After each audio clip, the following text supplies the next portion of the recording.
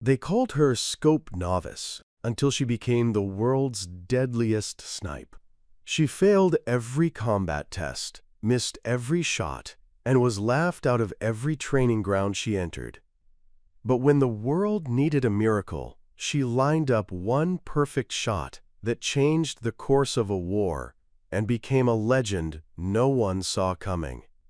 Before we jump back in, tell us where you're tuning in from, and if this story touches you, make sure you're subscribed, because tomorrow I've saved something extra special for you. They called her a joke, a waste of a uniform. In the early days, Mira Ellingson wasn't even trusted to clean the scopes, let alone use one. Recruits whispered that the only reason she was kept in the training facility at West Vale was because of a clerical error no one had bothered to correct. She was the last to be picked for every drill, the first to be blamed when something went wrong, and the only one who had never once hit a moving target in the 6 months since she'd arrived. She wasn't just bad. She was memorably, hopelessly bad. The other cadets nicknamed her Scope Novice, with the kind of venom wrapped in laughter that made her chest tighten every time her name was called. But Mira wasn't built like the others, and not because she lacked talent, though on the surface it certainly looked that way. She was quieter, more observant, more deliberate. She didn't panic when shouted at, or when her rounds missed the mark. She absorbed failure like it was part of her daily meal. It hurt, sure, but she kept showing up. Even after every miss, every glare from instructors, every eye roll from her peers, she kept showing up. Westvale was located on the outskirts of a fractured territory called Calderon Ridge, a highland buffer zone between 3 rival states constantly on the edge of war. It was a cold, unforgiving place, with whipping wind that sliced through standard-issue uniforms like razors. The terrain was bleak, and the nights were louder than the days, filled with artillery tests and late-night alarms. To survive in West Vale meant to endure both the natural elements and the political ones, for every cadet knew their training was not hypothetical. War was imminent, and only the best would make it to the front line as active specialists. Mira was never on that list. Her instructors tolerated her at best, pitied her at worst, but beneath the surface of every failed test and every embarrassing debrief, Mira was learning something no one else had bothered to notice. She was watching everyone. While others boasted about kills in simulation rooms and bragged about scope customizations, Mira memorized breathing patterns. She studied the rhythms of wind speed across different elevations. She learned the exact delay between trigger pull and impact in outdated rifles. And most of all, she observed people, how their shoulders tensed when they were about to lie, how their fingers twitched when afraid, how even the best instructors had tells they didn't know they revealed. She was learning in silence what couldn't be taught in noise. She knew she wasn't a born sniper. Her father had worked a textile loom. Her mother never held a gun in her life. She'd grown up in the forgotten plains of Norrin Hollow, where survival was about tending to sheep, not wielding firearms. She had no legacy to inherit, no military tradition to carry forward, just a strange, stubborn compulsion to prove everyone wrong, even if she didn't know how yet. There was one moment, just weeks before the selection trials, that sealed her reputation as irredeemable. During a timed test at the firing range, Mira dropped her rifle. Not only did she fail to hit the target, she wasn't even holding her weapon when the timer buzzed. Her hands had trembled from the cold, and the rifle had slipped.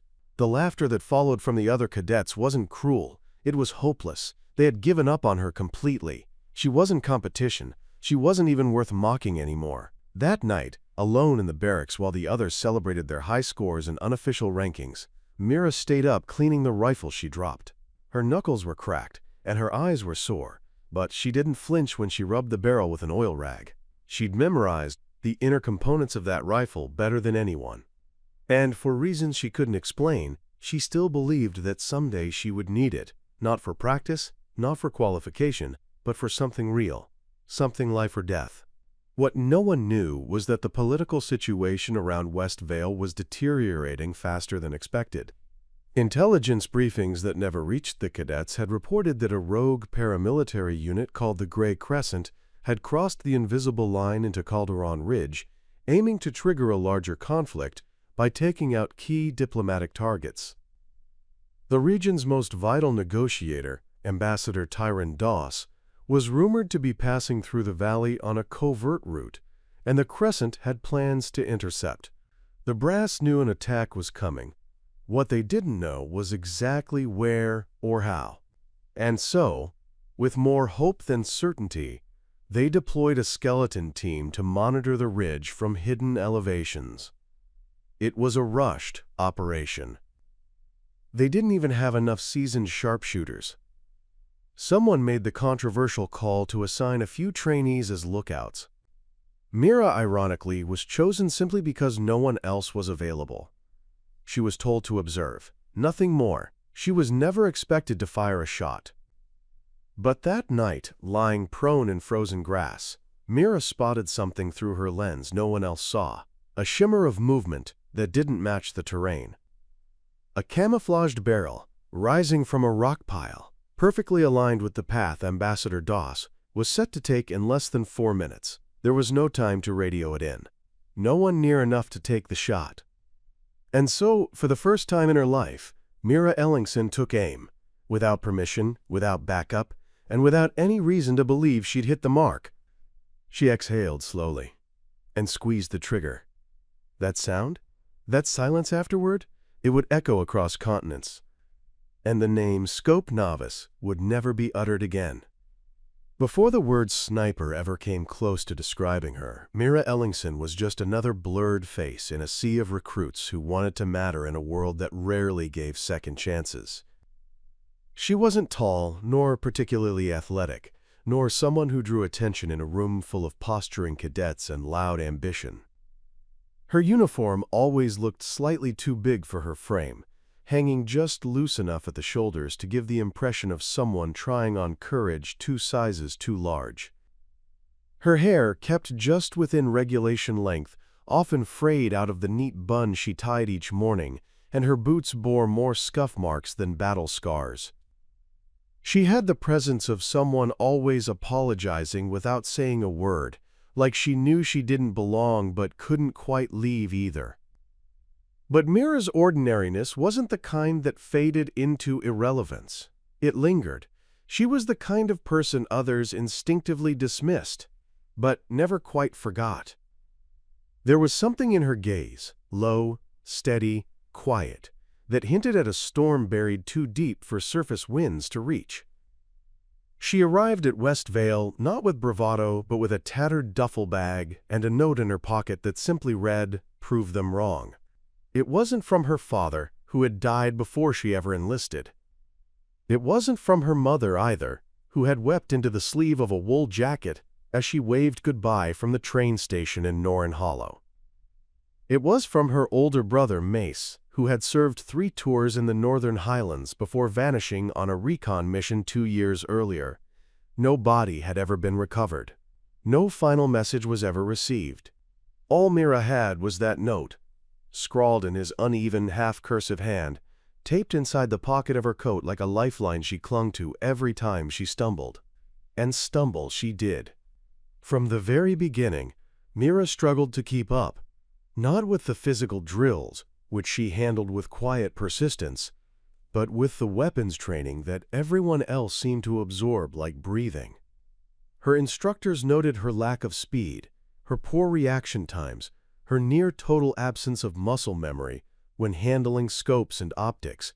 She flinched at the wrong moments. She blinked at the wrong times. When targets moved too fast, she simply froze. During her first qualifying exam, she missed every shot, not by inches but by entire silhouettes. She placed dead last among 87 candidates. While others celebrated in the mess hall, Mira ate alone outside in the shadow of the barracks, her fork barely moving. She didn't cry, she didn't rage. She just sat there, the cold metal of the bench digging into her spine, and stared out at the training fields like she was watching someone else live a different life. One where she might have hit at least one target. One where she might have earned a single nod of respect. But West Vale wasn't the kind of place where sympathy flourished. The instructors were overworked and under orders. The cadets were competitive and already forming cliques like schoolchildren playing soldier. Mira had no allies, no partner in her assigned drills, and no defender when her name became a running joke. They laughed at the way she held her rifle, nicknamed her Scope Novice after one particularly bad training day when she adjusted the wrong dial and inverted the image in her scope without realizing it for 3 full minutes. The name stuck harder than any bruises from her countless falls during obstacle runs. Preparing and narrating this story took us a lot of time, so if you are enjoying it, subscribe to our channel. It means a lot to us. Now, back to the story. And yet, there was a discipline in her that few understood. Every night, long after lights out, Mira would sneak into the empty range simulator. Not to practice shooting. She wasn't authorized for solo drills. But to study. She would sit in the dark and observe archived footage of old training sessions, watching frame by frame the angle of recoil, the wind markers, the breath control of elite snipers who had passed through West Vale before her.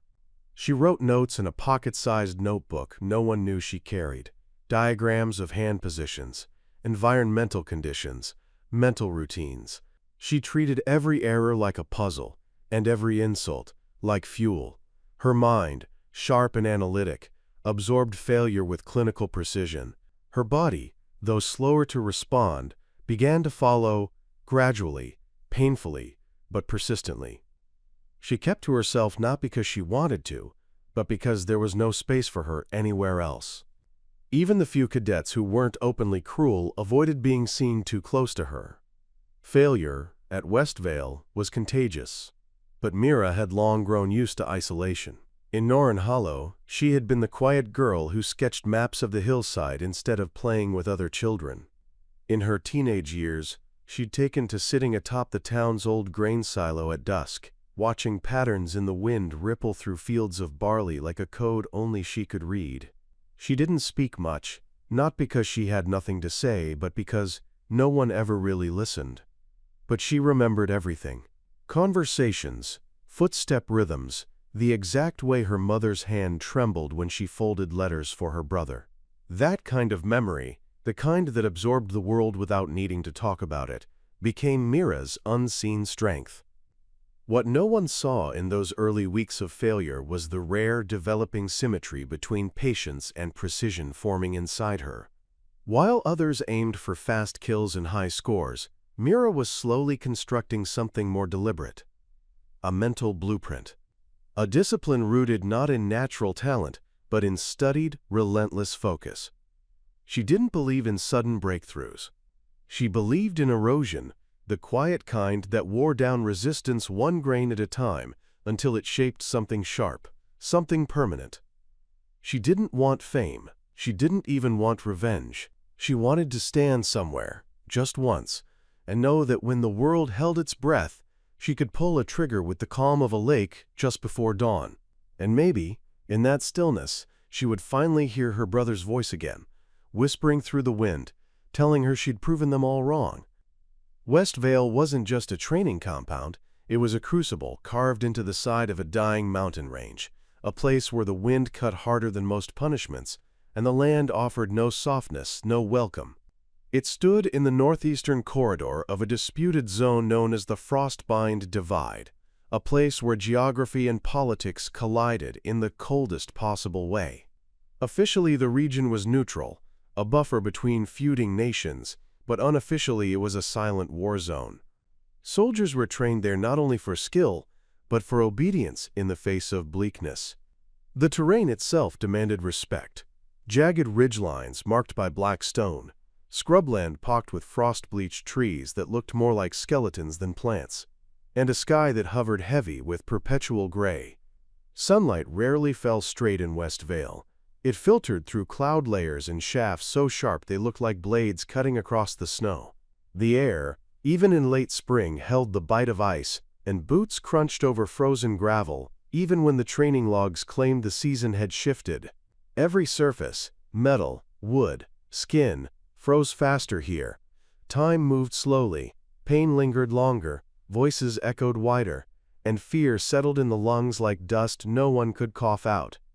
The compound itself was built like a fortress married to a factory, functional to the point of cruelty. No ornamental structures, no curves in architecture, no warm lighting. Just iron walls, stone bunkers, steel walkways, and utilitarian barracks that could house 400 but only ever felt half alive. Each building had numbers, not names. Barrack 7, Range Hall 3, Tower C, Mess Unit 5. The labels were efficient, impersonal, and forgettable, much like the trainees were expected to be. Every morning began at 0500 with a single blast from the overhead siren, a sound that could rattle even the deepest sleepers straight into consciousness. From there, it was drills in cold fog, laps around ice-slick circuits, followed by combat theory inside underheated classrooms with concrete floors that numbed feet through regulation socks.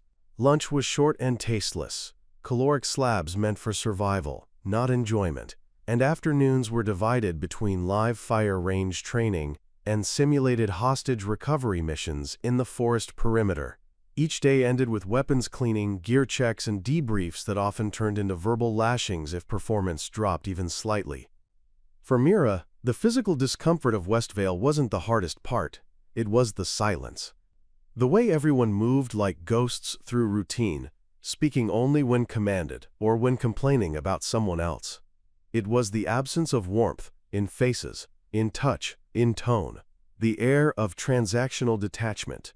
Most of the cadets trained as if trying to outrun failure. They shouted commands, slammed down weapon cases, and tried to outpace weakness by appearing louder and faster. Mira walked among them as if she had slipped through the cracks of a different time, slower, quieter, more deliberate.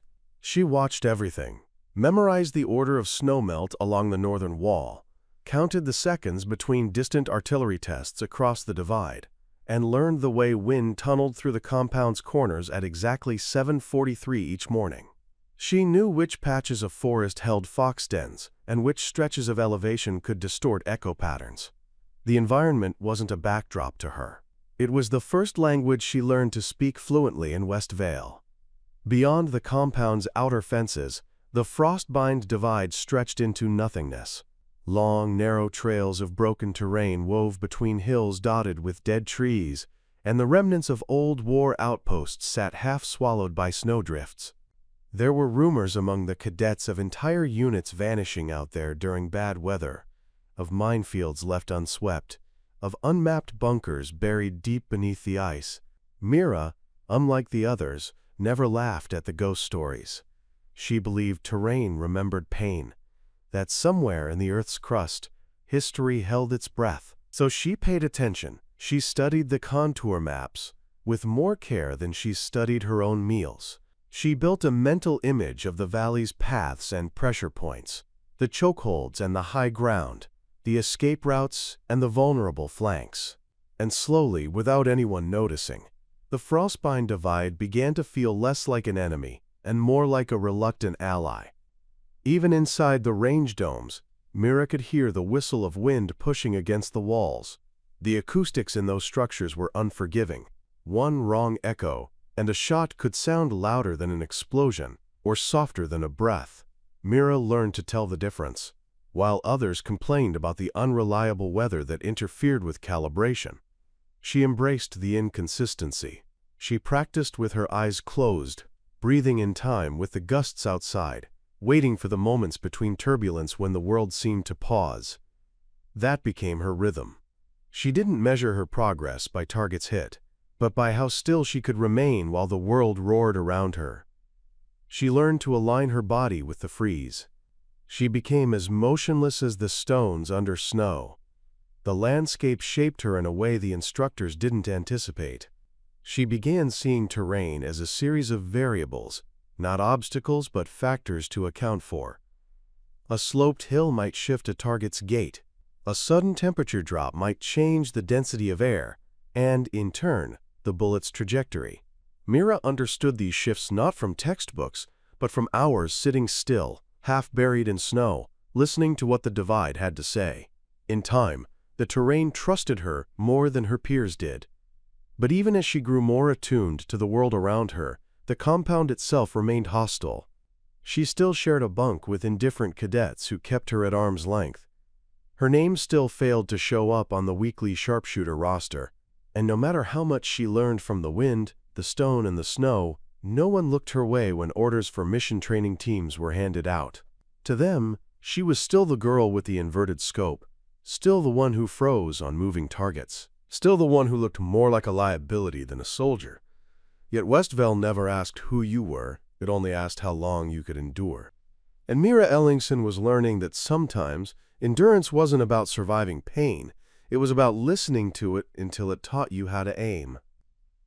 If Mira Ellingson had learned anything from the frostbitten quiet of Westvale, it was that the worst opponents didn't shout, they whispered. The loud ones came and went. Braggarts, bullies, drill-happy cadets who burned out faster than they could reload. But the real threats, the lasting ones, they moved like shadows with names. And at Westvale, that shadow took the form of Cadet Commander Lex Rennick. He wasn't the official authority in the compound. That role belonged to Captain Halvers, a stiff, aging officer who rarely left the command tower. Rennick, however, had carved power out of presence. His authority wasn't granted. It was absorbed. He ruled the training compound from the inside out, not with formal rank, but with the kind of calculated dominance that came from charisma, honed sharp as a blade, and cruelty served with a smile. He was the top-ranked sniper cadet in the division, decorated with ribbons from every training category, and spoken of in tones usually reserved for legends. But he didn't just excel. He made sure everyone else knew exactly how far below him they stood. Rennick was everything Mira wasn't. Tall, loud, surgically precise, and terrifyingly self-assured. He moved like someone who knew he would never be punished for stepping too far, because he had never once stumbled. When he walked into a room, conversations stopped, not out of respect, but out of calculation. He surrounded himself with cadets who mimicked his tone, parroted his opinions, and laughed at his insults like gospel. Together, they controlled the social ecosystem of Westvale like a private kingdom. Cadets who earned his approval found themselves on better squads, in better bunks, granted better gear. Cadets who crossed him, intentionally or not, were systematically iced out, both figuratively and literally. Mira had never spoken a word to him directly. She didn't need to. From her first failure on the range, she had already been marked. Rennick had a way of turning weakness into spectacle. Whenever Mira's name was mentioned in briefings or rosters, he'd chuckle under his breath just loud enough for the room to hear. When she dropped her rifle during that infamous simulation, he coined the nickname Scope Novice and said it in the tone of a disappointed father pretending to be amused. That moment cemented the power imbalance. No one challenged him, and why would they? He was the compound's golden example. He hit every mark, passed every qualification early, and held the highest range score in the facility's history. And unlike many of the others, he didn't fail upward. He actually earned his accolades. That made his cruelty feel somehow justified to those around him. He was hard because the standard was high. He was cold because excellence didn't tolerate softness. That's what they told themselves to sleep better at night, after laughing at someone else's humiliation. To Rennick, Mira wasn't a threat. She wasn't even worth disliking. She was a ghost, trailing behind real cadets, a non-factor whose failure served as proof of his own superiority. And yet, despite never acknowledging her directly after that first insult, he ensured she remained in the margins of everything. She was left off team rosters. She was excluded from joint exercises. When extra rounds were distributed for weekend training, Mira's name was accidentally left off the list more than once. Supplies ran short when it was her turn to gear up. Equipment failures went unchecked if reported by her. It wasn't sabotage, not in a way anyone could prove. It was neglect, applied with surgical precision. Mira didn't respond. She never argued. She never confronted. She simply observed. And what she saw was a system designed to elevate the elite and grind down the quiet. But what Mira understood And what Rennick could never fathom was that arrogance blinds even the best marksman. It distorts perception, it narrows focus. Rennick hit every target, but he never once considered the value of missing one. Mira failed so many times, she began to see patterns in the failure itself. She learned what pressure did to hands, to vision, to breath. She noticed how the best shooters tightened their grip when they should have loosened it. She noticed that Rennick always shot right-handed, even when the wind would have made a left pivot more advantageous. She noticed how he blinked just before he steadied his reticle, a subconscious tic so minor no one else would ever see it. But Mira did. She watched him the way she watched terrain, studied him like topography, waited for shifts in posture like shifts in wind. She didn't envy him. She studied him because someday, she might need to understand how someone like him thinks when everything starts to collapse. Still, no amount of quiet resilience changed the reality. Rennick owned Westvale. Not officially, but culturally. And every moment Mira existed there, she did so beneath the weight of his dominance. Her failures echoed louder because of his achievements. Her silence was interpreted as weakness in the space he filled with noise. She became a measurement, not of her own merit, but of how wide the gap was between greatness and irrelevance. And that measurement became the conflict she woke up to every morning. It was in the second looks she got from instructors, in the way lockers were slammed louder when she passed, in the hush that followed any accidental moment when she landed a shot just close enough to make someone glance. The real war hadn't started yet, but Mira was already in the middle of one. Not with bullets, not with blades, but with the crushing pressure of being measured against a standard she never claimed to compete with. She didn't want to be Rennick. She didn't want his throne or his reputation, but she wanted something no one at Westvale ever gave her, a clean shot, a moment untainted by legacy or favoritism, a single breath where everything rested on the steadiness of her aim, not the emptiness of their expectations. And she knew deep down that conflict wasn't going away. Because the worst kind of antagonist is the one who doesn't fear you at all. The pattern had become familiar, so predictable that even the veterans in her division started to chuckle when Naira stepped onto the training grounds. Day after day, she would march out to the eastern slope with her regulation-issued Marks Co. XM8, her boots heavy with mud and mockery, her breath steady despite the constant barrage of disbelief around her. She knew the path by heart now. 43 paces to the hill's edge, 17 to the kneeling perch behind the moss-covered boulder, and then the slow breath, the tightening grip, and the squeeze. But the results were always the same, off by a few inches, sometimes feet, depending on the wind, her nerves, or the quiet noise of doubt creeping into her mind.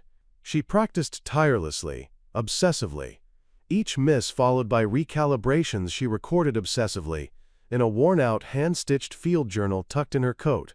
She made notes about sight lines, trigger resistance, even the way the cold crept into her fingers at different hours of the day. She experimented with weight balancing, breath techniques, and unorthodox grip positions, always hungry to find her edge.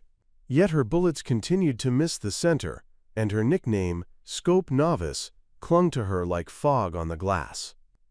Her assigned mentor, Lieutenant Halvor Ekdal, a retired Nordic mercenary with a beard like steel wool and eyes that had seen too many wars, seemed to oscillate between distant disappointment and weary encouragement. "Keep your left elbow tighter. You're breathing too shallow," he'd grunt on occasion before walking off with a thermos full of vodka-laced coffee. But he didn't shield her from the ridicule. He didn't rescue her from the hallway whispers or the smirks during meal rotations. That was her mountain to climb alone, and perhaps he thought it was the only way she'd build the resolve that real snipers carried beneath the surface. Steel nerves polished by repeated failure and hardened under shame. Naira, though, internalized every moment of dismissal. She wasn't looking to be coddled. She wanted the shot.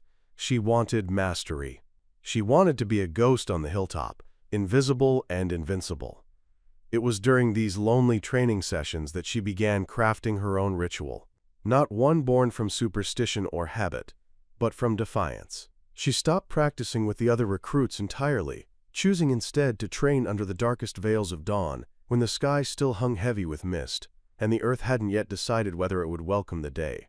She'd sit for hours before pulling the trigger once, meditating under the thin canopy of birch trees, listening to the hum of life waking up in the woods. There was silence there, not just around her but within her, an inner quiet she couldn't reach during daytime drills, a stillness where the shot felt less like an act of violence and more like a decision of fate. It was there, among the chirring insects and the distant howl of foxes, that she began to find something truer in her eye. She scavenged old war manuals from the Academy archives, some so weathered their covers crumbled like ash. One of them, a declassified sniper log from a long-forgotten border war in the Ural Mountains, detailed how ancient sharpshooters trained by watching prey instead of targets, learning how animals moved, paused, hesitated. So she did that too. She started observing deer paths, bird trajectories, even the way wind tousled leaves before a shift in weather. It wasn't about crosshairs anymore. It was about presence, understanding, anticipation. Naira stopped treating shooting as marksmanship and started approaching it as a language of patience. It was this reframing that slowly began to change something in her aim. Unknown to her, Halvor had begun watching from a distance. He noticed the subtle improvements, not in the center hits, not yet, but in her stillness, in the way her shoulders no longer twitched after firing, in the way she no longer flinched at the echo of the shot. He made no comments, but his presence grew less distant. One morning he left a different rifle next to her boulder perch, wrapped in black canvas. It was an older model, ZTR-9, long-barreled, bolt-action, handcrafted wood stock, heavy, balanced, silent as breath. There was no note, no explanation. Just the unspoken acknowledgement that her persistence had caught his attention. Naira took to the rifle like it had been waiting for her. The weight calmed her. The recoil was predictable. She began hitting the outer rings, then brushing the inner ones. One morning, 2 weeks into her new ritual, she hit dead center. Once, then twice, then again. Not every time, but enough that the hilltop grew quiet with awe. A few spectators had gathered without her noticing. One of them even clapped. She turned, startled, and there was Halvor, arms crossed, watching. No grin, no nod. Just eyes that said, "Now you're beginning to see." Despite the slow shift in perception, the nickname didn't vanish overnight. People still whispered "Scope Novice" in the mess hall, but now it sounded less like mockery and more like a memory, like a title from a chapter that was closing. The instructors noticed her too. She was reassigned from basic drills to advanced wind calculation scenarios, often run only for elite candidates. She'd been invited into the simulation bunker, a chamber filled with moving targets and unpredictable terrain projections, where she shocked even the senior trainers by outperforming the Academy's golden boy, Milo Krev, on 2 consecutive runs. Krev, a towering ex-hunter from Gruzvia, refused to speak to her afterward. Still, Naira said nothing. She didn't boast, she didn't smirk. She didn't even blink when another recruit sarcastically saluted her on the way out of the sim chamber. She just walked with the same steady gait back to the eastern slope, her ritual undisturbed, her hilltop calling still unanswered. For even though she was improving, she hadn't yet faced the world. The pattern she was building, the discipline, the inner silence, these were her foundation. But the storm would come, and when it did, it wouldn't be practice rounds or projected forests she faced. It would be blood, screams, shifting ground, and glass-eyed enemies. But for now, she trained, quietly, precisely, patiently. The world still called her Scope Novice, but it would not, forever. The first few weeks after the incident with Elias shook the unit's rhythm like a loose bolt in a high-precision machine. Every morning when the sun peaked above the jagged desert ridges and bathed Outpost Talon in its ghostly amber light, the team would convene for a rundown of the day's objectives. There was a stiffness now in those gatherings, an unspoken tension, like a room holding its breath. At the center of it all stood Raven, no longer just the girl with shaky hands and foggy optics. She had earned something dangerous: visibility. Not yet respect, not quite admiration, but attention, and in a place like this, attention could either crown you or crush you. Captain Dawes observed her quietly from a distance, arms always folded, eyes squinting as if trying to pierce through her stoic shell. Others in the team adopted different strategies. Some offered guarded nods, some muttered jokes just loud enough for her to hear, while others simply ignored her, unsure of what to make of the shift in hierarchy that was still too fresh to accept. Raven, for her part, had changed too. Gone was the tentative shuffle in her step, the constant glancing around as if she were waiting to be corrected. She still didn't speak much, but her silence had morphed into something deliberate, charged with a quiet confidence that unsettled those who once dismissed her. Every evening she stayed longer at the range, adjusting her breathing until it aligned with the desert winds, training her scope on targets that swayed ever so slightly in the breeze, mimicking real life. She practiced blindfolded reloads, memorizing the precise location of each bullet and the texture of every gear notch. She stopped counting rounds and started feeling them. It wasn't about precision anymore, it was about instinct. A deeper rhythm was emerging in her, one that didn't rely on mechanics alone but on something more primal. Then came the witness, not in the form of a person initially but in the form of a letter, a directive, a special assignment from command, cryptic and without context. Raven was to be temporarily reassigned to an observation post in the northern cliffs for 10 days, Operation Falcon's Eye. It was a solo recon post notorious for being both extremely quiet and critically important. Most considered it a punishment detail or a ghost station, where ambitious soldiers went to disappear into irrelevance. But command had chosen Raven. The assignment came with no explanation, only coordinates and instructions. Dawes delivered it to her without emotion, but the way he held the envelope a second too long spoke volumes. Her journey to Falcon's Eye took a day and a half by armored rover, the road twisting through dusty canyons and ghost villages long abandoned by their inhabitants and reclaimed by wind and silence. When she arrived, the post was smaller than she expected, a concrete and steel cube carved into a rocky ledge overlooking the valley. Inside was a cot, a storage unit with MREs, a high-power scope, a blackout comms board, and a single window facing the wasteland. The only sound for miles came from the shifting gravel under her boots and the occasional moan of wind squeezing through cliffside cracks.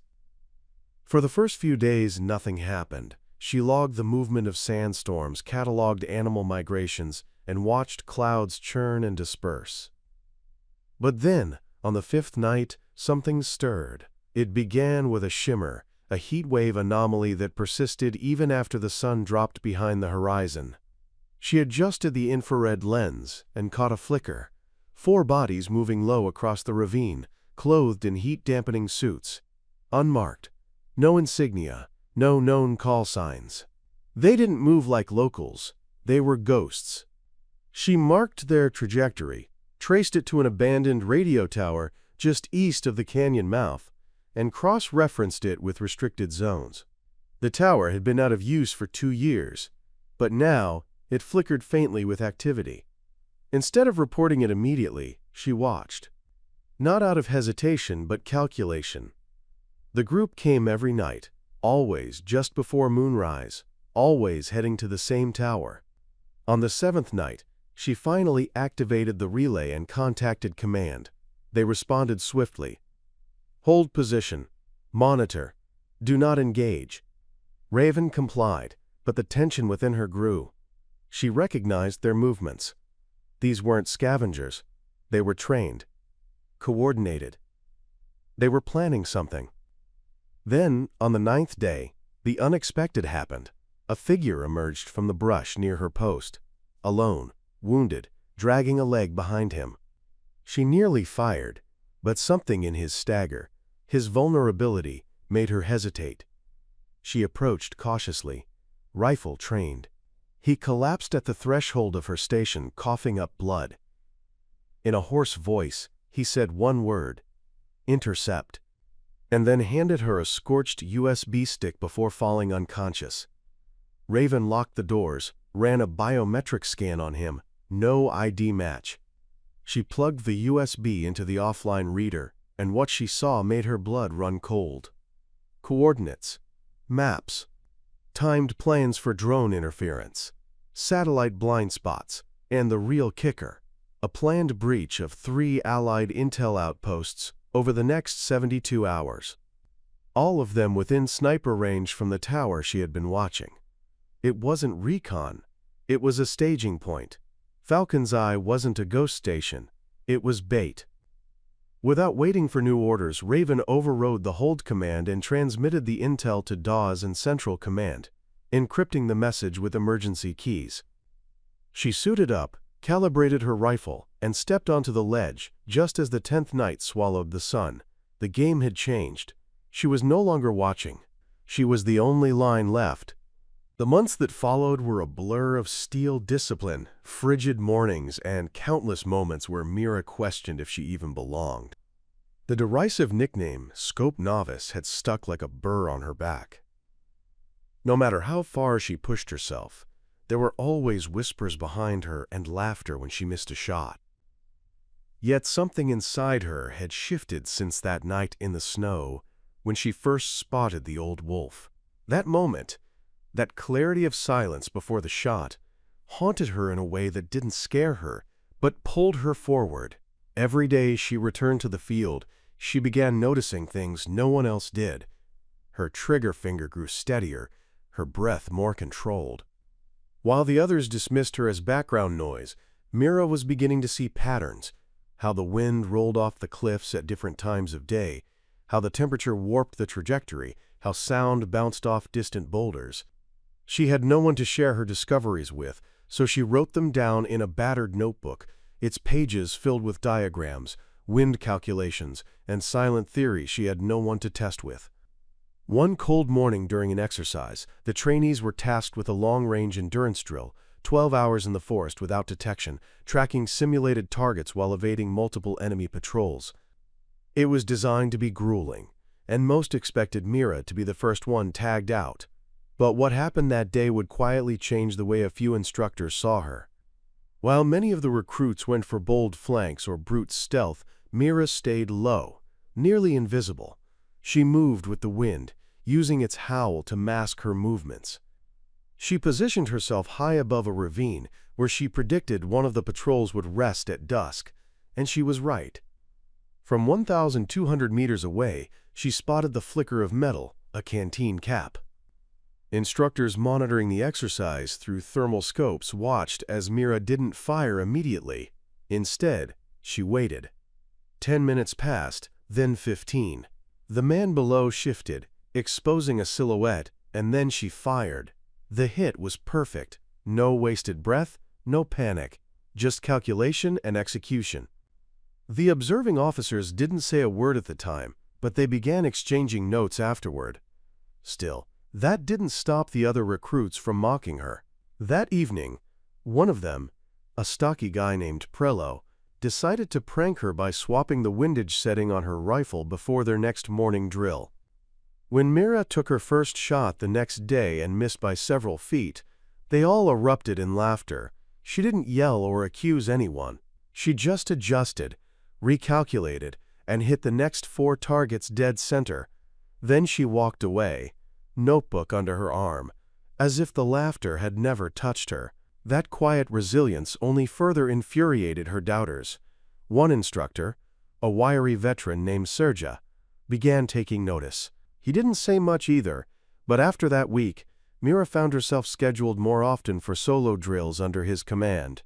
He pushed her harder than the others. Night drills in the freezing rain, firing from unstable ground, shooting after wind sprints. But with every new challenge, Mira kept going.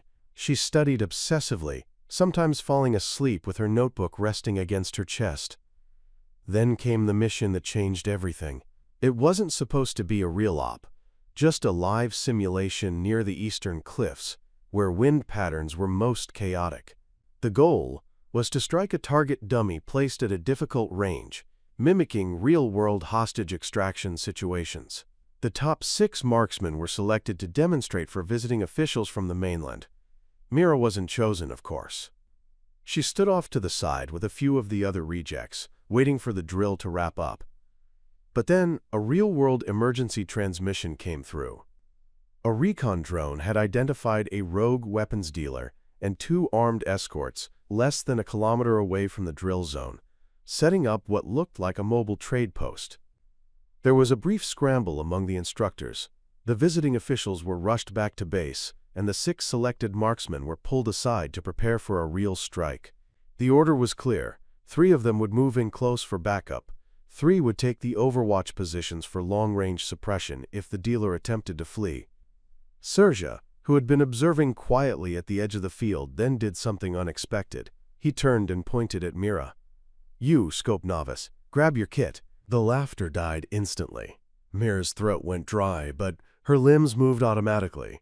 She grabbed her gear, heart pounding so loudly she was sure everyone could hear it. Within minutes, she was airborne in a small recon chopper, flying toward the overlook. The wind was brutal that day, shrieking through the gorge like a banshee, and the sun was beginning to dip behind thick clouds. Everything was gray. When they landed, she crawled into position at the edge of the cliff, her breath misting in the cold air. Her target, a weathered man in a dark trench coat, now visible through the scope at 1,300 meters. He stood behind a table, flanked by 2 men with rifles. The order was simple. Wait for confirmation that the deal was starting. Take the shot if he attempted to leave. The seconds felt like hours. Mira steadied her breathing, adjusted her windage, then rechecked her ballistic table. When the signal came through, a red light blink in her headset, she knew this was it. This was her shot. This was the moment where everything she'd done, everything she'd endured, would either matter or evaporate. She exhaled slowly, squeezed the trigger. A week later, they were deployed. This time, not to a training camp or a stage drill in the dry valleys near Falworth, but into the frozen ridges of North Vorvek, where a covert operation had failed and 2 field units had gone missing. The mission was simple on paper: extract the remaining survivors, neutralize the threat, and gather intelligence on the weapons stockpile rumored to be housed in the underground bunkers scattered through the cliffs. But anyone with a grain of sense knew better. Vorvek was a death trap of snow, silence, and long-range ghosts. These were mountains where a whisper could echo for miles, and a misplaced breath could get a whole unit eliminated. For snipers, it was both paradise and purgatory. Riven's name had been placed on the list with quiet certainty by Lieutenant Frey, who simply said, "If you're as good as I think, you'll prove it here." The team she was embedded with consisted of 9 operatives, each trained, each seasoned, most of them skeptical. Only Caulder remained silently supportive, offering her his spare thermal scope and a dry smile before they boarded the flight. When they landed, Riven's body responded not with fear, but with focus. The cold bit into her knuckles, and the weight of the customized rifle strapped to her back was both a burden and a promise. They trekked across 2 kilometers of dense pine forest, low visibility, and radio silence. The first signs of trouble came when they reached the ridge crest and found a series of scuffed prints, shallow drag marks, spattered with something dark and dry, blood, old. 2 helmets half buried in snow. 1 snapped comm device. Then a whistle sliced the air, followed by the metallic clap of gunfire. Their point man dropped instantly, a red bloom spreading beneath his collar. Everyone hit the ground. The hillside erupted. Muzzle flashes flared from across the ravine, impossible to trace. They were pinned. Riven's heartbeat did not quicken. She scanned left, right, then upward, noting the staggered formation of rocks along the opposing ridge. She slid her pack open, removed her rifle with deliberate care, and slid onto her belly like water finding its level. Her scope glinted, then steadied. She adjusted for wind. She recalculated distance by instinct. 1 breath in. A figure shifted. 1 breath out. She fired. A muffled cry answered. A second shot followed 3 seconds later. The counterfire slowed. Her team adjusted positions. Caulder whispered through the comms, "That was you?" She didn't answer. A third flash flickered. 200 yards up, barely perceptible behind jagged stone, Riven rolled to a new vantage point, set up without words, and drew in the world through her glass. The third shot cracked the frozen air like dry ice breaking. Then, silence. Heavy, reluctant silence. Her team rose cautiously. The enemy fire had stopped. 3 marks confirmed down, said Frey into his comms. Advance. They moved in, sweeping for stragglers, recovering data chips and patching injuries. Riven followed, her breath visible but steady. Nobody mocked her now. In fact, they said little. Respect often arrives in silence. That night, around a low-heat thermal pod, Frey sat across from her. He didn't smile, but his voice had dropped the usual edge. "Where'd you learn to read terrain like that?" She looked up from her hands, fingers still trembling slightly from the recoil. "Books. And observation." Frey shook his head slowly. "No one gets those shots from books." That was instinct. Riven didn't respond, but inside, something shifted. Something rooted and ready. Over the next 3 days, their mission grew teeth.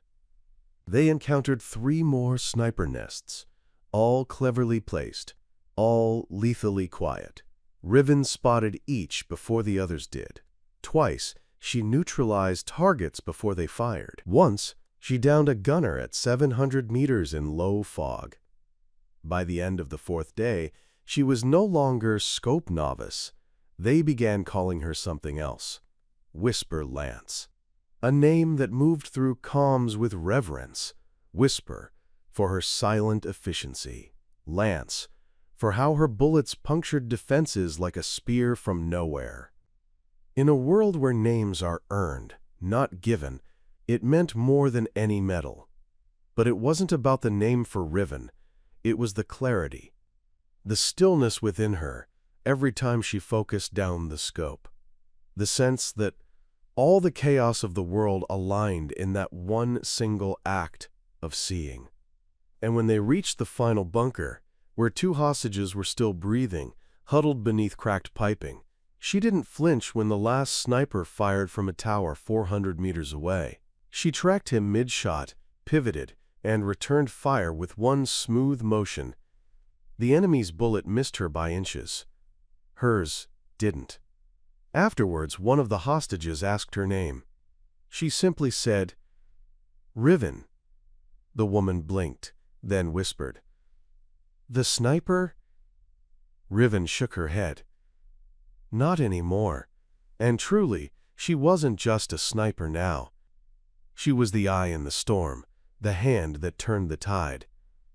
She had proven herself not through bravado or noise, but through precision, patience, and presence. And though the mission ended that evening, with extraction helicopters thundering through the snowy air and the team's return hailed as a major success, it was only the beginning of her rise.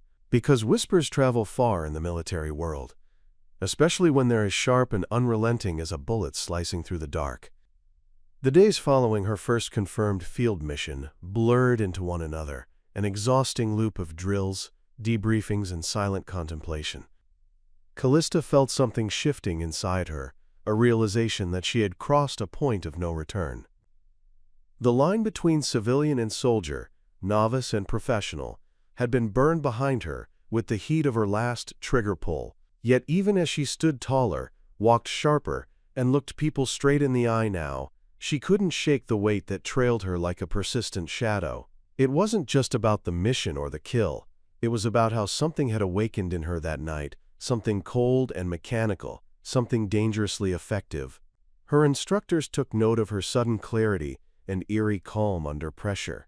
During her recertification exams and advanced tracking simulations, she scored near-perfect results. She didn't just see targets anymore. She studied them like equations, predicting their movements before they made them. For the first time, even the elite shooters around her fell quiet when her name was called in lineup. But mastery brought new eyes, and new eyes brought scrutiny. Within the Special Reconnaissance Division, a group of top-tier operators known unofficially as Black Scope had begun to observe her from a distance. They were known to operate outside conventional lines, executing the missions too volatile for public record. The moment Callista's name appeared on their radar was the moment her life shifted again, though not in a way she had expected. Instead of being approached with admiration, she was summoned for a psychological evaluation. She assumed it was routine until she stepped into the room and saw not one but 3 officers sitting behind the desk, one of them a senior intelligence psychologist with clearance levels that dwarfed hers. They asked her questions she couldn't answer, or rather wouldn't answer, about how she felt pulling the trigger, about the dreams she had, about what she saw when she looked through the scope, and whether it felt like looking through her own eyes or someone else's. They were trying to dissect her, to find if the thing that made her deadly could also make her dangerous. Her silence unsettled them. Later that evening, Callista sat alone in the mess hall, her meal untouched as the voices around her bounced off stainless steel and linoleum. She began to realize that she wasn't just being watched anymore, she was being weighed, judged, not just for her skill but for how much control she truly had over it. And just like before, she chose to train harder rather than talk louder. She started running longer at night, tracking at dawn, shooting between breaths, even when there was no target in sight. The instructors noticed, but so did the Black Scope team. It was late one night when she found a small black envelope slid under her door, unmarked, save for a single red slash across its seal. Inside was a map fragment, a time, and the directive, "Come ready, no uniform." She didn't ask questions, she just went. The coordinates led her to the edge of the highland terrain zone, where brush met cliffside and silence reigned. There, in the dim light of pre-dawn, stood 2 men and 1 woman, all clad in gray field gear with no insignia. One of them tossed her a pack and gestured toward a narrow trail that led deeper into the ridge. "We'll see what you've really got when it's dark and no one's cheering," the older man said, then turned and walked ahead. The rest followed. No introductions, no names, only steps. What began was not a test. It was an unraveling. Over the next 4 days, Callista was pushed beyond every known threshold. They hiked without rest, set up sniper positions in sleet and hail, covered kilometers without GPS, hunted drones in silence, and stalked moving targets across unstable terrain. She was never told what was coming next. Sleep was rationed in half-hour windows. Food was survival rations when earned. And every time she thought she'd reached her limit, one of them would whisper a correction into her earpiece. "Lower your heart rate. You're too loud." Or, "You missed the thermal." Again, or simply, "Not good enough." On the 3rd night, a storm rolled in. Wind screamed through the cliffs, and lightning lit up their positions like flash photography. She was ordered to hold a sniper post at a blind cliff edge for 6 hours, covering a theoretical extraction point while the others moved to simulate a retreat. Her fingers numbed. Her left eye burned from scope strain. But she didn't move. She didn't even blink when thunder broke just meters from where she lay. When the sun finally rose, the Black Scope operator returned and looked her over once, nodded, then said, "We've had candidates fall apart in 4 hours. You held for 6. You're not ready yet, but you're not done either." It wasn't praise, it was a warning, or maybe a promise. She had passed enough to stay in the game, but she had not yet earned the title. That would come later. For now, she was marked. A whisper among whispers. One to watch. But still, only a shadow. Back at base, when she returned, no one asked where she'd been.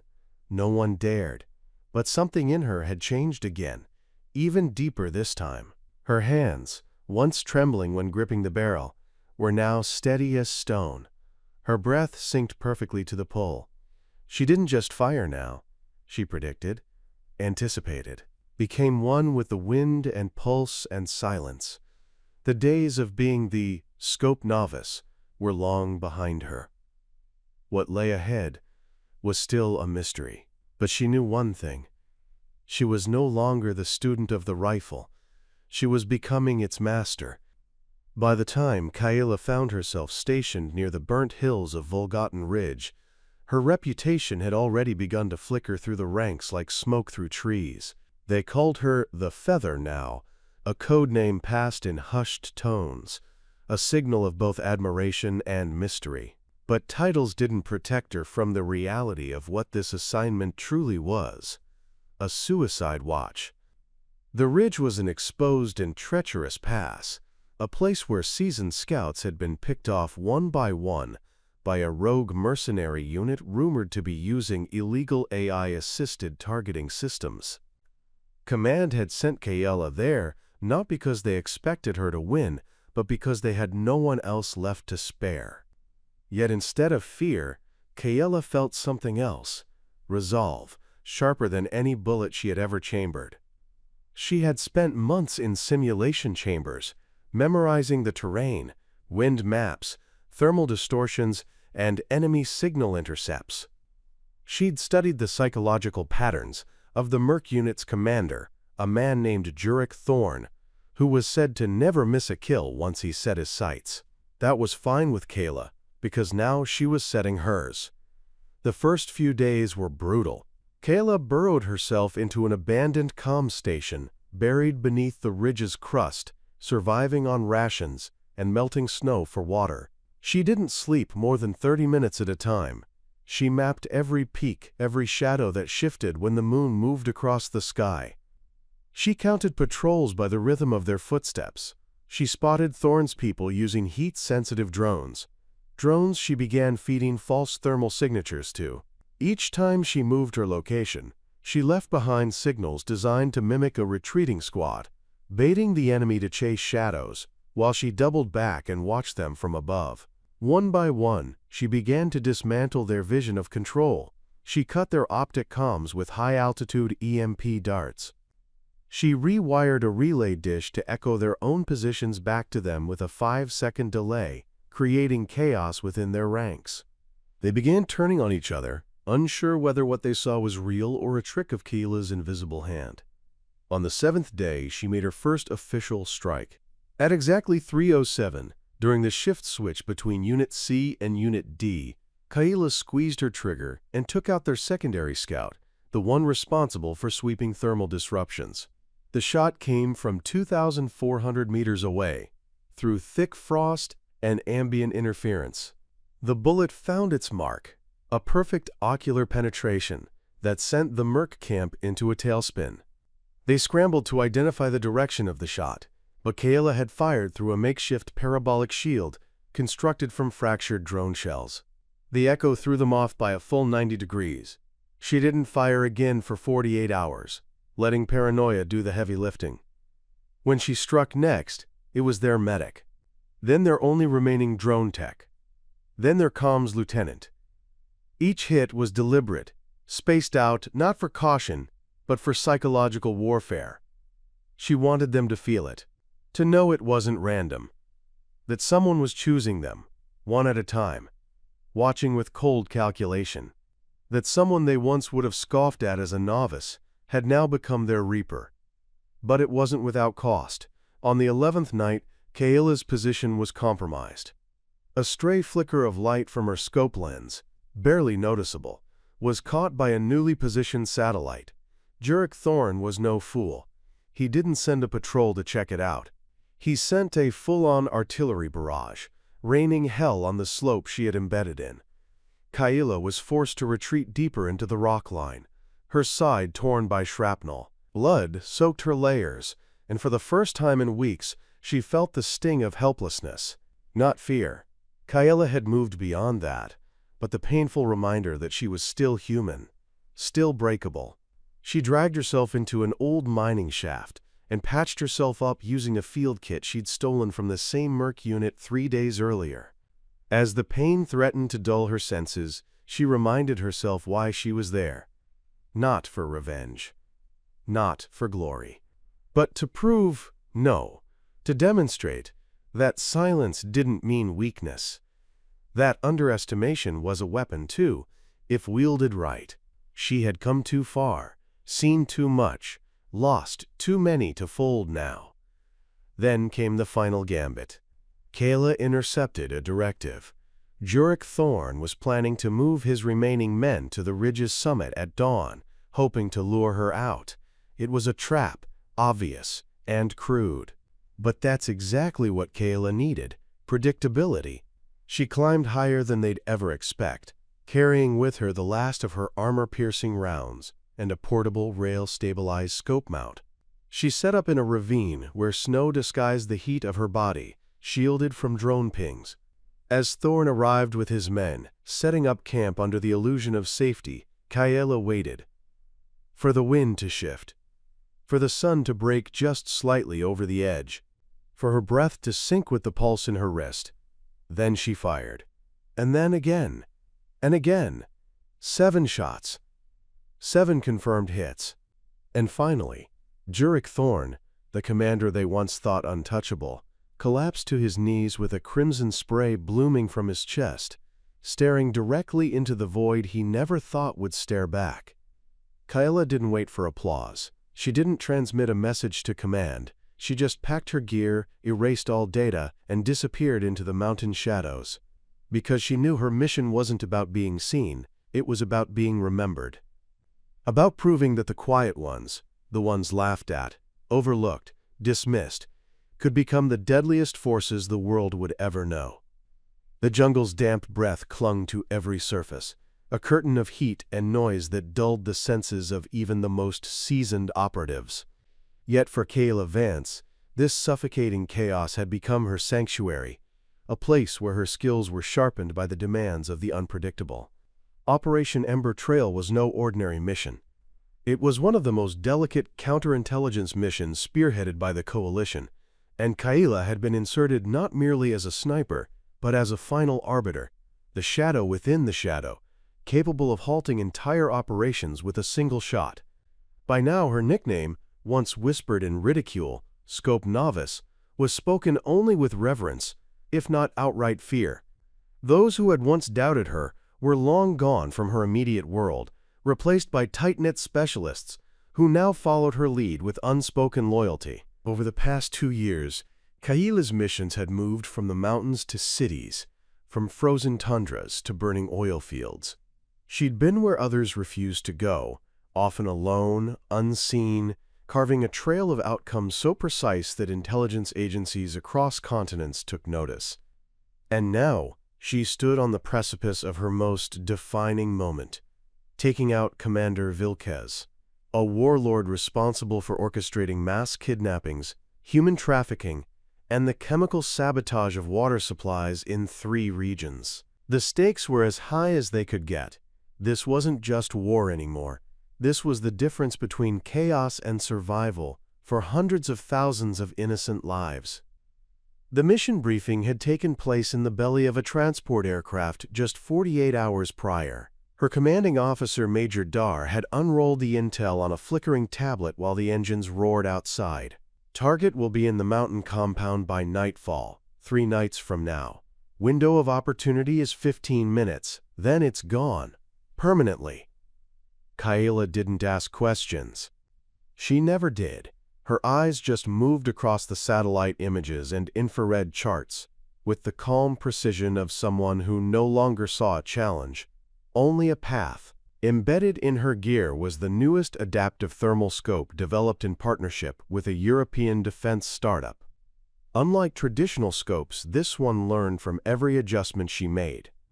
It tracked movement through terrain fog, detected pulse shifts even through foliage, and adjusted its lens aperture based on her eyes' micro-reactions. To Kayla, it felt less like technology and more like instinct externalized. By the time she was dropped off at the edge of the jungle, 3 clicks from the compound perimeter, She had already memorized escape routes, calculated wind patterns based on seasonal data, and uploaded alternate target profiles in case Vilquez wasn't alone. She carried 2 suppressed sidearms, 4 days of hydration packs, freeze-dried meals, and her beloved Tempest XR-21 rifle, now customized with a carbon fiber barrel, and her initials etched discreetly inside the bolt cover, KV. Moving through the terrain took 2 full days. She slept less than an hour each night, timing her rest periods with the nocturnal behaviors of the jungle's predators to avoid becoming prey. On the second night, as a thunderstorm cracked the sky open in torrential fury, she reached the elevation needed for her sniper nest, an outcropping 1.2 kilometers from the compound, with full sight of the eastern tower window. It was a gamble. No one could confirm where Vilquez would enter the building or how long he'd stay, but Kayla trusted her pattern analysis. Over the past year, every major operation Vilquez directed began with a gathering in the East Tower, and she'd built a predictive model based on satellite timestamps that gave him away without fail. The wind picked up by morning, strong enough to shift a bullet slightly left at that range, so she adjusted accordingly, recalibrating her scope with a whisper touch of her gloved fingers. Then she waited. Not a flinch, not a breath out of rhythm. She was part of the mountain now. When Vilquez's convoy arrived, the dust plume rose before the vehicles even came into view. Kayla's heart didn't race, her breath didn't falter. Through her scope, she identified the warlord by gait, by body shape, by the subtle twitch of his left hand from an old injury. He entered the tower. The digital clock, embedded in her scope's lower corner, ticked down the seconds of her window. A man stepped in front of the east window, backlit by the ambient interior light. Broad frame, distinct collar insignia. Kayla's finger didn't touch the trigger, not yet. She waited for one more sign. Then he turned, lifting a hand to sip from a cup. The profile was unmistakable. In less than half a second, Kayla exhaled, squeezed the trigger, and felt the silent recoil whisper through her shoulder. The bullet shattered the window in a whisper, embedding directly beneath the eye socket of the warlord before he even knew he was being watched. The compound erupted in chaos, men running, alarms screaming, but Kayla had already packed her weapon, tucked into a low crawl, and vanished into the underbrush before anyone could find the angle of origin. For 3 days she trekked through mud and riverbeds, dodging drones and canine patrols, until she crossed the border into Allied territory. When she returned to base, Major Dard didn't speak. He merely handed her a steel coin, blackened with a silver crescent etched across it. No words, no ceremony. Just acknowledgement. It was a mark reserved for operatives who had shifted the course of war through a single act. Kayla didn't celebrate. She never did. That night, while others clinked glasses behind secure walls, she sat under the stars and stared through her rifle scope at the moonlight. For all the world had tried to label her novice, rookie, liability, she had become something more terrifying than a legend. She had become irrefutable proof that silence, precision, and discipline could shatter regimes. And the world, whether it admitted it or not, now understood why they should never have underestimated the girl behind the glass lens. The dead of winter had a way of making even the bravest soldier feel small, insignificant. Snow had blanketed the terrain in northern Casvenia, transforming forests into haunted corridors of white silence. The operation known as Ghost Needle had entered its final, most dangerous phase, and everyone knew that survival depended on complete control of nerves, aim, timing, and heart rate. And at the center of it all was the woman they once mocked, the soldier they'd dismissed as Scope Novice, now codenamed Valkyrie, the most feared sniper on the continent. Her legend had grown beyond what anyone anticipated, even the brass back at command. But tonight, her role was more than that of a sharpshooter. She was the linchpin in an impossible plan, one involving a high-value enemy asset, a fortified compound hidden in the ravine region, and zero margin for error. Intel had confirmed the presence of General Taron Malkov, the ghost figure behind the region's violent insurgency. Capturing him alive was a political mandate, but he was protected by thick walls, concentric security perimeters, and a small army of mercenaries trained to shoot first and bury questions later. The mission was clear: provide overwatch and cover for the stealth squad breaching the southern wall, take out the lookouts silently, neutralize any sudden reinforcements before they could pin down the team. But if things went south, she'd have one chance, and one chance only, to stop Malkov from escaping by helicopter at the northwest cliffside helipad. Everything came down to a window that would last under 10 seconds. A line of sight nearly 1.2 kilometers away, distorted by crosswinds and shadow. She spent the day before the mission memorizing wind patterns and micro-movements of branches.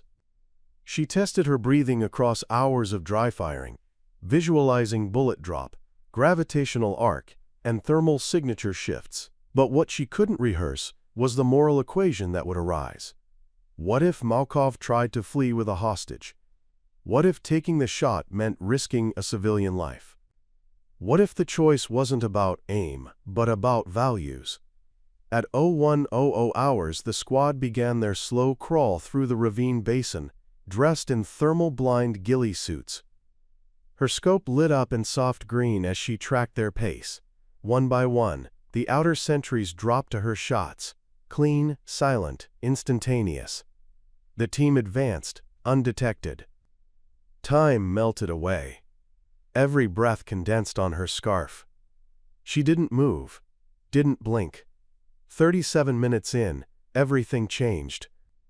A patrol unexpectedly exited the compound from the eastern side. 4 armed guards who weren't supposed to be on any known patrol rotation. They were walking directly toward the breach team. Valkyrie had to act. She fired. Once, twice, 3 times. Each shot separated by milliseconds, barely a whisper in the night. The 4th shot was trickier. The final soldier ducked as the 3rd went down. She adjusted mid-breath, calculating a ricochet off the metal fencing post. The bullet curved, grazing a tree before embedding itself in the guard's throat. He never made a sound. The team breached the southern wall successfully.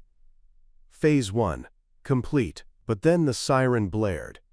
It wasn't her team. They were still silent. It was the helipad sensors. Somehow, someone had triggered a departure sequence. Malkov was making a run for it. From her vantage point across the valley ridge, Valkyrie rotated her bipod slightly, switching to her custom-built .338 Lapua with sub-zero compensation barrel. This wasn't just about hitting a moving target at 1.2 kilometers. This was about piercing the armor of an airborne escape vehicle in motion, through night fog and mechanical interference. She peered through her thermal scope. The chopper's engine was already spinning. Malkov, flanked by 2 guards, was hurrying toward the cockpit. The countdown began in her head. 10 seconds. 9. The guards were climbing in.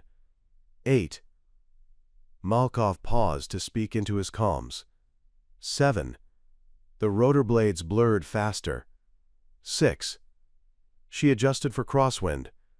5. Her breathing slowed. 4. She imagined the arc. 3. Her finger moved gently over the trigger. 2. The chopper lifted. Just a meter. 1. She fired. The bullet flew with the whisper of death, cutting through mist and sound like an invisible thread of fate. It passed just beneath the rotor hub, curved with gravity, and struck Malkov square in the collarbone as he was climbing aboard. The force yanked him backward, off balance, falling to the pad below. His bodyguard reached down, but too late. The 2nd shot rang. It caught the bodyguard just above the cheekbone. The 3rd never needed to fire. The chopper powered down, blades slowing, as confusion overtook the compound. Minutes later, the stealth team confirmed Malkov was alive, though critically wounded. The mission was a success. But for Valkyrie, it was more than that. It was a moment of perfect convergence. Every scar, insult, memory, and misstep had led to this instant of redemption. But she felt no triumph, just breath, just silence, just the cold hum of a mission fulfilled. Yet, as she packed up her rifle and descended through the frozen ridge to rendezvous with the evac unit, something unexpected happened. The commander's voice crackled over the comms, something she never thought she'd hear, a direct quote from Central Command, to be relayed immediately. Valkyrie is to be considered a Tier 1 national asset. Effective immediately, she is no longer under conventional deployment jurisdiction. Orders to follow. Her hand froze over the comm switch. She knew what this meant. She wasn't just a sniper anymore. She was something else now, something more dangerous, more vital. She had become a symbol of what it meant to be underestimated, to be mocked, to be dismissed, and then to rise beyond every name they called her. Even Scope Novice was no longer relevant. They'd need a new name now, one the world would whisper, with awe and fear, for years to come. The wind over the plateau was bone dry and cutting sharp as razors against her skin, but Elira barely noticed it. Her cheek rested flush against the stock of the rifle, her breath controlled down to a whisper, heart rate in tune with the distant rhythm of footsteps below. She'd spent the night prone in the dirt, eyes locked on the enemy convoy's staging area nearly a mile out. The scouts had confirmed it. Their most brutal commander, Major Veteran Tavich, was inspecting the forward operating base today, and this was her only chance. Elira's orders had been simple: eliminate him before he redeployed into the hills and vanished again. But simplicity had no place in her mission, not when weather, wind, heat distortion, and the weight of dozens of lives hung in the balance.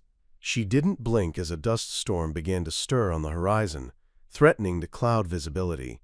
Beside her, Lieutenant Farah kept low, whispering calculations and adjustments through the earpiece. Barely audible, but exactly what Elira needed. They'd waited weeks for this window, and now she was seconds from executing the shot that would define her legacy forever. Her fingers didn't tremble, not anymore. Her muscles were still, coiled and patient, like a hawk above a field. Through the scope, she watched the convoy arrive, their black vehicles kicking up clouds that curled like smoke. Soldiers poured out, forming a perimeter, but her target hadn't exited yet. She watched, breathing through her nose, slowing time in her mind. Then, the rear door opened. Tavich stepped out, tall, confident, hands behind his back as if he had no fear in the world. Arrogance made him predictable. He always stood to survey the terrain, always faced north, always removed his cap to wipe sweat from his brow. Elira waited. The seconds stretched like wire. Tavich turned north. Elira adjusted one final notch, held her breath at the bottom of an exhale, and squeezed the trigger. The world snapped. Her shot cracked the silence, the rifle kicking softly against her shoulder. In the scope, Tavich staggered mid-motion, a perfect bloom of red appearing just above the collarbone, center mass. His legs buckled before the guards realized what had happened. Then chaos exploded. Gunfire erupted. Sirens blared. But Elira and Farah were already slithering back down the ridge, disappearing into the dry underbrush before the drones circled overhead. It took them 3 hours to reach the rendezvous point, where a dust-covered transport waited, engine rumbling impatiently. When they returned to the safe house, there were no loud congratulations, no champagne or medals, only a brief nod from Commander Juno, and an encrypted message confirming mission success. But for Elira, it was more than that. Tavich had overseen atrocities. He had ordered the executions of resistance fighters in the northern settlements, and led the occupation of several villages that never recovered. She remembered one name in particular, Drenna, her cousin's daughter, one of the casualties in the firebombing campaign he launched against suspected collaborators. The bullet Elira fired had carried all the weight of memory, justice, and vengeance, sharp, silent, and final. Over the next week, the media exploded. Unnamed sniper eliminates regime's top commander. Rebel forces gain morale. Elira's face, still hidden behind multiple aliases, became legendary among underground circles. They called her the Whisper at Dawn, and enemy commanders began changing routines, traveling at night, and refusing to stand still in open air. But the nickname that haunted her most came from the men who'd once mocked her in training, Scope Novice. Now it echoed back in irony across their encrypted channels, twisted into grudging reverence. Her kill count surpassed 50 soon after that mission, each shot carefully considered, each life taken only when no other option remained. Her fame became a tool. Elira knew that fear could be as paralyzing as force, and so she let the myth grow. She never appeared in photos, never stayed in one location more than 3 nights. She moved like shadow, disappearing between operations with the silence of a ghost. But she was no ghost. She bled like anyone. She grieved. After every mission, she carried the weight of the trigger, the knowledge of the lives ended, and the reasons she had done so. Still, she endured. On her rare days of rest, she would clean her weapon meticulously and write letters she never sent, one for each person she took down, their names, circumstances, what they had done, and why she had been sent. It was her way of keeping herself human, of reminding herself that this wasn't a game. Then came the order that would test her more than anything else.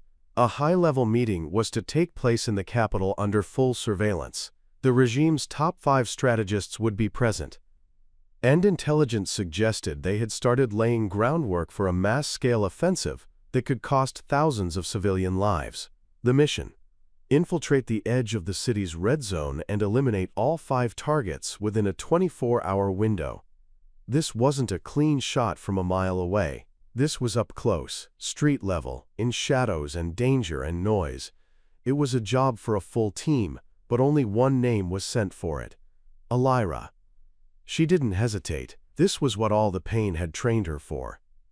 What she didn't know, as she packed her gear and studied the blueprints, was that someone on the inside had leaked her identity, and now the hunter was being watched by those she thought she could trust. Her next mission wouldn't just be about hitting targets, it would be about staying alive.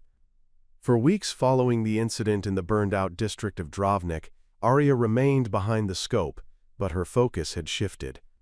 No longer driven by anger alone or vengeance without direction, her mind worked with the patience of a master strategist. She was no longer reactive.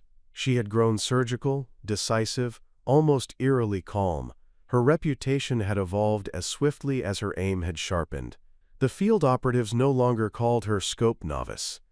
Now they whispered the Shadow in the Lens, or simply the Widow. After a radio intercept of an enemy commander had screamed into static that the Widow had taken his men before the line even fell. But Arya wasn't dwelling on legends. She spent every waking moment observing, tracking patterns, mapping routines of enemy patrols, and learning to anticipate the psychology of targets.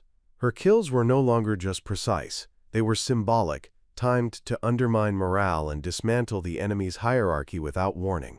What she couldn't destroy with a bullet, she unraveled with fear. The brass began to take serious notice when she single-handedly delayed an entire armored convoy by eliminating its Pathfinder unit from nearly a mile out. Commanders stopped second-guessing her unorthodox requests. Satellite time was allocated to her. Local intelligence filtered directly to her station. By the time she was deployed to assist the liberation of the occupied northern border, she was referred to in official operations briefs as an asset of strategic psychological value.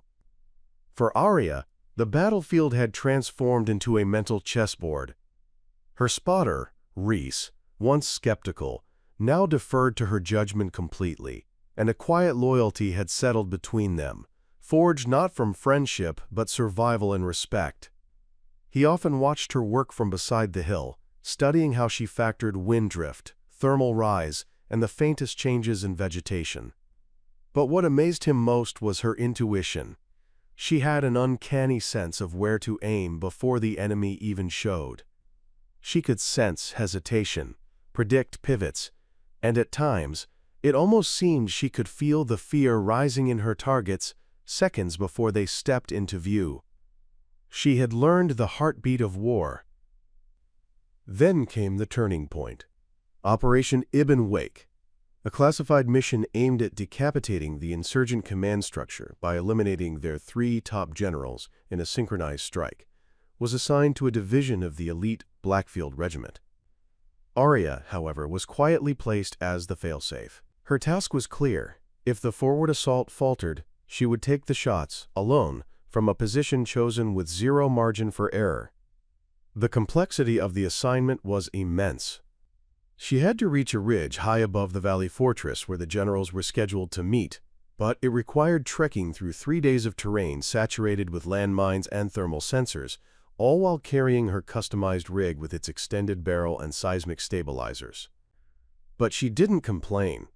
She packed only what was necessary: her scope, cold weather rations, synthetic ghillie suit, and a small photo of Elian, the only trace of her past life she allowed herself.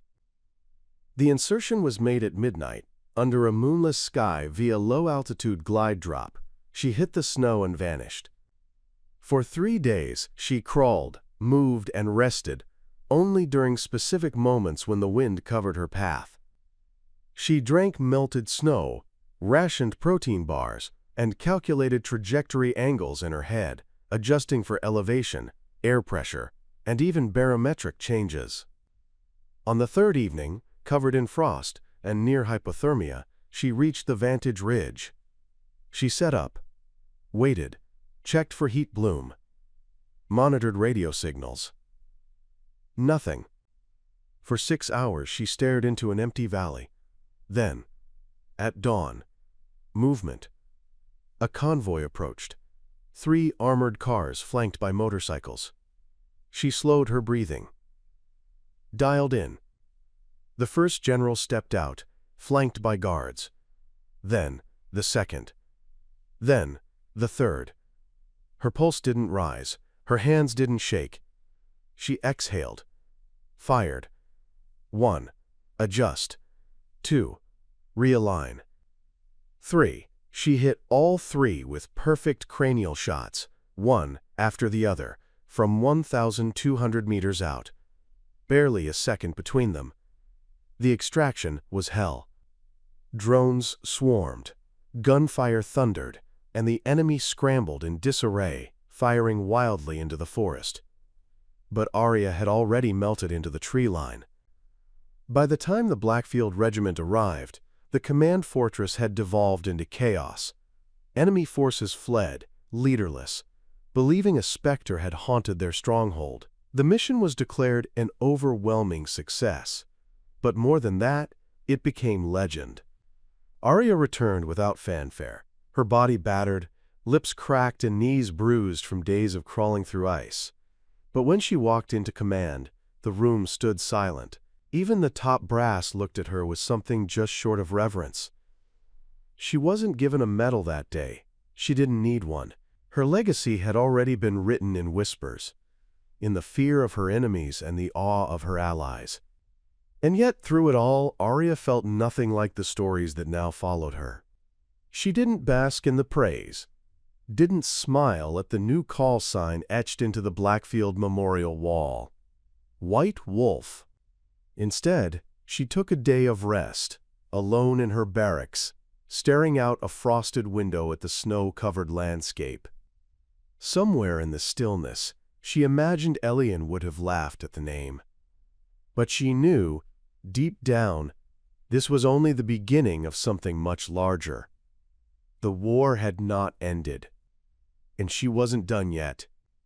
The world watched in stunned reverence as the woman once mocked as the scope novice now stood atop the pantheon of global sharpshooters, her reputation echoing through military academies, special forces briefings, and clandestine war rooms. Sarah Volkov, whose name had once been whispered and ridiculed during her early training years, had transcended the realm of possibility. Her final mission, Operation Black Starlight, was not only her most dangerous, but also her most transformative. When she returned, scars etched into her flesh and steel in her eyes, there was no longer any need to prove herself to anyone. The kill count, the impossible distances, the undetected infiltrations, those were merely statistics. What mattered now was that her journey from uncertainty to unshakable purpose had altered the very definition of what it meant to be a sniper. The Federation, the same military structure that once assigned her to clerical tasks and doubted her every move, now asked her to train their elite. They offered her the command of a new, covert sniper division, Project Horizon, a unit composed of unlikely recruits from diverse backgrounds, an ex-gang member from the slums of Marseille, a street-smart orphan from Mumbai, a former ballet dancer from Rio whose balance and poise translated into unmatched stability behind the barrel. Sarah accepted, but with one condition: every trainee must have faced rejection. Only those who knew the sting of being underestimated could harness it, like she had, into unrelenting precision. As the years passed,